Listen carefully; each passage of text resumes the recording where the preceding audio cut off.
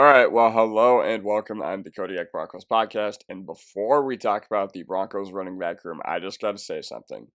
Two big games tonight. Two very, very big games tonight. So go Nuggets, go Avalanche. Just really hope that they can both bring it home. But yeah, so either way, now I'm here to talk about the Broncos. I would describe this running back room as messy. So that's what I put on my slide, Broncos messy running back room. And yeah, listen, we've had a good offseason. I'm not entirely upset with the way this entire offseason's gone. Adding Greenlaw, Hufanga, and Ingram in free agency was absolutely huge. The losses were minimal. Losing Javante, I think, was addition by subtraction. Same with Barton. But also, we've had a good offseason. Don't get me wrong. That's what I want to say. But Harvey was the only back we added. And, a lot of people have criticized me, or at least one guy in the comment section of my last video criticized me because I said that, we're still one injury away from having the same trash running back room that we did last year. And he said, well, would you have said that if we added Hampton too? And I would have been like, yeah, because I thought we needed to add two. I thought what we got from this room was not good enough last year. And the draft has earned the poor grades that it's gotten from national media due to the lack of additions at running back and tight end. Because I said that, we needed to add heavily at those positions. And you could say whatever you want about tight end. Like, did the Broncos get a little unlucky with how the board fell to them? Sure. Yeah, absolutely. They got absolutely gutted, or at least the tight end position got gutted, before the Broncos picked in the second and third rounds. But listen, it was rumored that the Broncos had a trade back in place with the Giants to try to land Trevion and Mason Taylor in the draft, or at least they were going to try to trade up for Taylor. They would have just taken Trevion in the second round. So make that of what you will. That's just a rumor. I thought that was a really interesting tidbit to put here.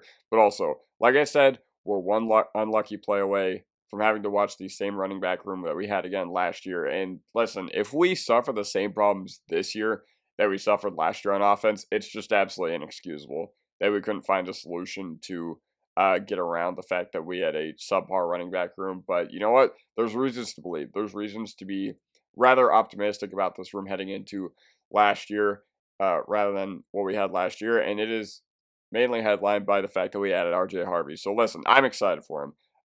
He has absolutely lightning quickness, and he's a complete jitterbug. And a lot of people are saying that his production, from a explosive play standpoint, was very on par with Genty. And statistically, box score wise, that's not entirely true. But underlying metrics, I mean, more 15-yard runs in college football than Genty last season on, I think, 70 less carries. So he's a big play threat from anywhere on the field. And there is legit concern about him from a second round pick standpoint, like, was he really worth it? Especially because, he's 24 years old. He's a month older than me, and I'm starting to get to the age where that's kind of a problem if running backs are coming to the NFL older than me. But here's why I'm completely fine with it overall. Even though the fact that he is 24 years old, kind of dropped his draft stock, running back is a rinse and repeat position. Okay, in 3-4 years, we'll worry about what he looks like when he's 27, 28 years old. If we can, absolutely terrorize the league with him, for 3 years, then he's absolutely worth it. He's absolutely worth it. And there are a lot of questions about the other parts of his game, like can he be a 3-down back? I saw a lot of people that I trust say that he can't pass protect at all, which is something that I know this coaching staff is not really going to like. But we can develop that. We can develop those traits, especially with Sean Payton, who has a knack for using those, this type of running back like Kamara, like Sproles, and not to say that Harvey will be as good as those guys because I think it's kind of unfair to compare him to those guys, but stylistically, that's very similar to how he plays. And, can he develop his receiving game? That's something that I would absolutely love. I would absolutely love to have a Broncos running back who can actually run a Texas route.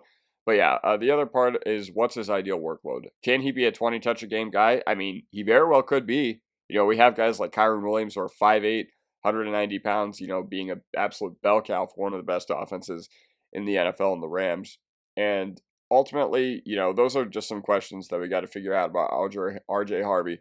But the playmaking ability is insane. Like, the playmaking ability is great, and I'm very, very excited to see what he looks like. I think we absolutely hit it out of the park with this pick in the second round. Now it's time to talk about a guy who I don't know how to feel about. I don't know how to feel about Audric Estime because the only word I can use to describe his 2024 is strange.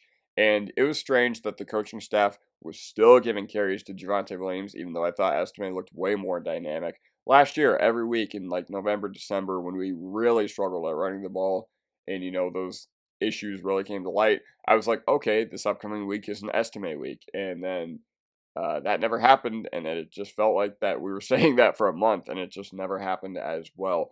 It felt very inconsistent from him game to game as well. During the Saints game, I loved what I saw. During the Chiefs game, where Bo Nix led that game-winning drive, that should have been a game-winning drive. Esteban was on the field for that, and we ran out the clock with Esteban, if you guys remember. But also, the coaching staff just couldn't stay away from Javonte Williams. I think estimate, despite the fact that he was only 21 years old when he was drafted, which is absurd to think about. He was literally one of the youngest players in the whole draft last year. It felt like this coaching staff really did not entirely trust him, and it came to light during the playoff game versus Buffalo. I think this decision was still, like, I just don't even know how to describe it. I think it was rather, I'm not going to say dumb, but just like, why? Why did you do this? Because Estime, when he was benched for Bidet, you should have instantly had Bidet have been your lead back, especially because of how poor Javonte and Jalil, I think, played consistency-wise throughout the whole year. So at that point, Bidet should have been like 15 touches, like minimum, if you're going to do something like that. But instead, they gave him like 2, and I was like, all right, whatever. All that for whatever. And, our last memory of him from last year was that. And I liked some of what I saw, but I'm just praying that our coaching staff isn't weird about him, that he earns the trust, because a lot of things in this room, a lot of things in our offense, actually, I would say, ride on the development of Estime. Because, if he can be our default role player, like a reliable first and second out back who can be dynamic between the tackles, like, that'd be absolutely fantastic. And I do like a lot of what he showed, but something is going on, like something that we did not see behind the scenes went on last year. I think Estime can still be a reliable contributor to this team, but once again, I don't know how to feel about him. I hope he's really good, because that is our ideal outcome. That is our ideal outcome, to having solved the running back position with a guy like Estime who can legitimately be good in that role that they had a vision for him. And I think he can. I think he can. I just hope he can as well. Even though hope is not strategy, I hope he can.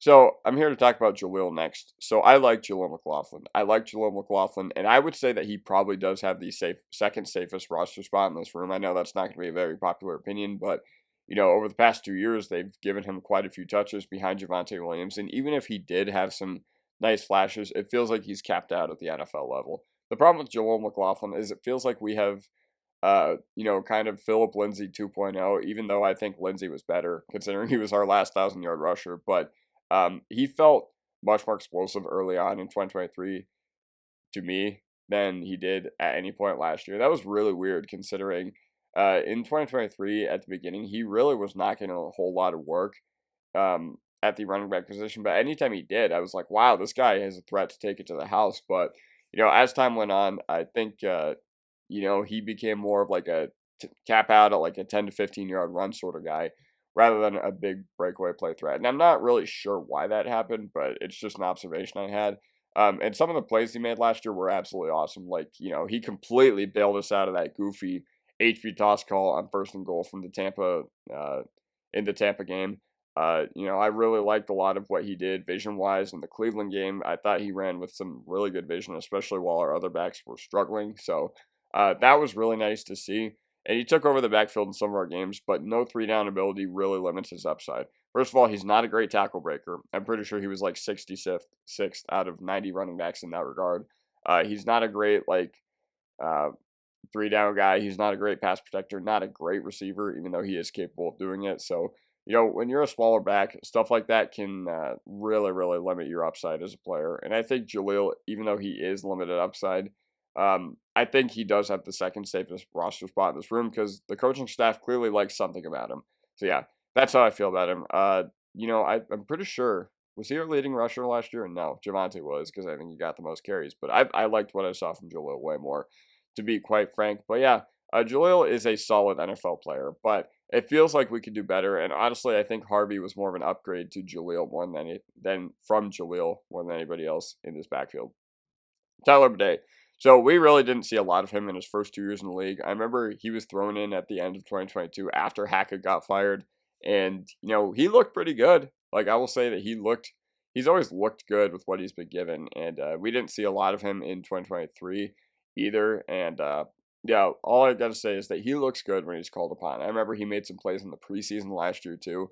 And, during the Tampa game, I thought that we found our lead back. I thought that, even though he got hurt a week afterwards, this season very well could have played out differently for the Broncos backfield if nothing ever happened to Bidet, because I'm pretty sure that Jets game was like a plan in place for Bidet to be the lead back afterwards. And he was activated for the playoff game.